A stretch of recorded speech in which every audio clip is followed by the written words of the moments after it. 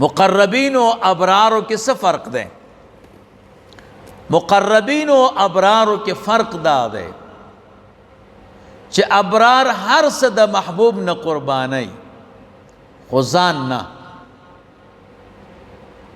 مال بچی هر شی قرباني، خو ځان نه، بلکې هر څه کې د خپل ځان فایده غواړي. الله پاک نه د جنت سوال کوي، ولی جنت کې د خپل بدن په سہولت کې دی کنه.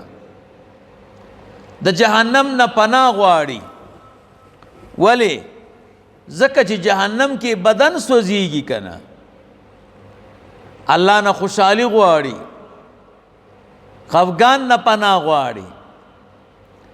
او مقربین چې دي هغوی خپل ځان د الله نه قرباني، هغوی د جنت سوال نه کوي. هغوی وی خدای ستا رضا مو پکار ده، که ته په جنت خوشحاله صحیح ده، که په جهنم خوشحاله نو صحیح ده. خو وروسته بیا دوی د جنت سوال کوي، خو د ځان د سهولت دپاره نه، بلکې داسې وایي چې خدای جنت راکې ځکه چې جنت ستا د رضا ځای دی. داسې نه چې زه به خوراک کوم او چیکاک به کوم. جهنم نه پناه راکې ځکه جهنم ستا د خفګان ځای دی.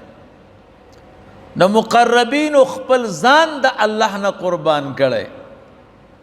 صحابه د رسول الله مبارک صلی الله علیه وسلم دوی ځانونه د الله نه قربان کړیو، اس فکر نو دا واصلین مع الله.